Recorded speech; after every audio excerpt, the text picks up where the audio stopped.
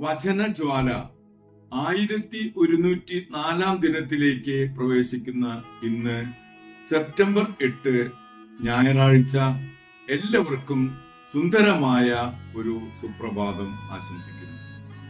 ദൈവത്തിന്റെ ദിവസം പരിശുദ്ധമായി ആചരിക്കുന്ന ഈ ദിവസം നമ്മൾ ഇന്ന് പ്രത്യേകമായി പരിശുദ്ധ ദൈവമാതാവിന്റെ ജനന തിരുനാളായി ആഘോഷിക്കുന്ന പൊൻസുദിനം കൂടിയാണ്. എല്ലാവർക്കും അമ്മ മാതാവിന്റെ തിരുനാൾ മംഗളങ്ങൾ ഏറെ ഹൃദ്യമായി ആശംസിച്ചുകൊണ്ട് ഇന്നത്തെ വചന വായനയിലേക്ക് പ്രവേശിക്കുന്നു. ഇന്ന് 2 മക്കബായരുടെ പുസ്തകം 2-ാം അധ്യായം 1 മുതൽ 12 വരെയുള്ള തിരുവാക്യങ്ങളാണ് നാം ശ്രമിക്കുക.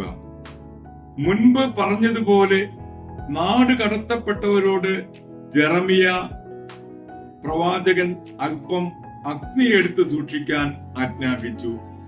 നിയമം നൽകിയതിനു ശേഷം അവരോട് കർത്താവിന്റെ കൽപ്പന വിസ്മരിക്കരുതെന്നും സ്വർണം കൊണ്ടും വെള്ളി കൊണ്ടുമുള്ള വിഗ്രഹങ്ങളും അവയുടെ അലങ്കാരങ്ങളും കണ്ട് വഴിതെറ്റി പോകരുതെന്നും അവരുടെ ഹൃദയത്തിൽ നിന്ന് നിയമം വെടിയരുതെന്നും അവൻ ഉപദേശിച്ചു.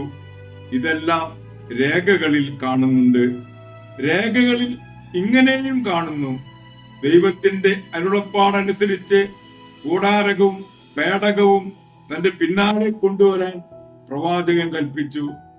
ദൈവം നൽകുന്ന അവകാശ ഭൂമി കാണാൻ മോശ കയറിയ മലയിലേക്ക് അവൻ പോയി. അവിടെ ജെറമിയ ഒരു ഗുഹ കണ്ടു.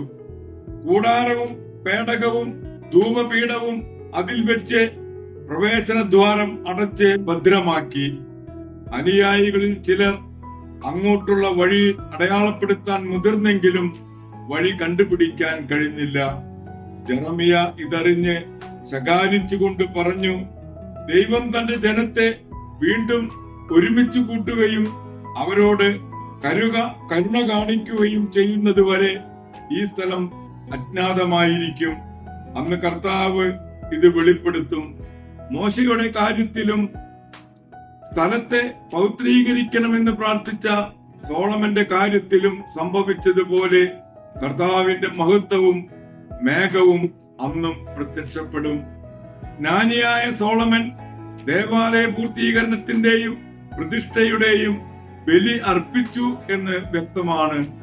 മോശ കർത്താവിനോട് പ്രാർത്ഥിച്ചപ്പോൾ ആകാശത്ത് നിന്ന് അഗ്നി ഇറങ്ങി ബലി വസ്തുക്കൾ ദഹിപ്പിച്ചതുപോലെ സോളമൻ പ്രാർത്ഥിച്ചപ്പോഴും സംഭവിച്ചു. പാപപരിഹാര ബലിയായി അർപ്പിക്കപ്പെട്ടവ ഭക്ഷിക്കാൻ പാടില്ലാത്തതിനാലാണ് അവ ദഹിപ്പിക്കപ്പെട്ടത് എന്ന് മോശ പറഞ്ഞു. സോളമൻ 8 ദിവസം ഇതുപോലെ തിരുനാൾ ആഘോഷിച്ചു. ദൈവത്തിന്റെ തിരുവചനമാണ് നാം ശ്രവിച്ചത്. പ്രിയമുള്ളവരെ, ഇന്ന് നമ്മളേറെ എല്ലാവരും ആകാംക്ഷയോടെ കാത്തിരുന്ന ഒരു ദിവസമാണ് പരിശുദ്ധ അമ്മയുടെ ജനന തിരുനാൾ ദിവസം. ദാവീദ് രാജാവിന്റെ കുടുംബത്തിൽ ജോവാക്കിമിന്റെയും അന്നയുടെയും മകളായി മറിയം ജനിച്ചു. ഉഷകാല നക്ഷത്രത്തിന്റെ ഉദയമായിരുന്നു മാതാവിന്റെ ജനനം. അമലോത്ഭവയായ ജനനത്തിൽ സ്വർഗവാസികൾ ആനന്ദിക്കുകയും ഭൂവാസികൾ ആഹ്ലാദിക്കുകയും ചെയ്യുന്ന ഈ മുഹൂർത്തത്തിൽ അമ്മയ്ക്ക് നമുക്കും നമ്മുടെ ജീവിതം വഴി ഒരു പിറന്നാൾ സമ്മാനം കാഴ്ചവെക്കാം. ദൈവമാതാവ് സ്വർഗത്തിലേക്കുള്ള ഒരു ഗോവണിയാണ്.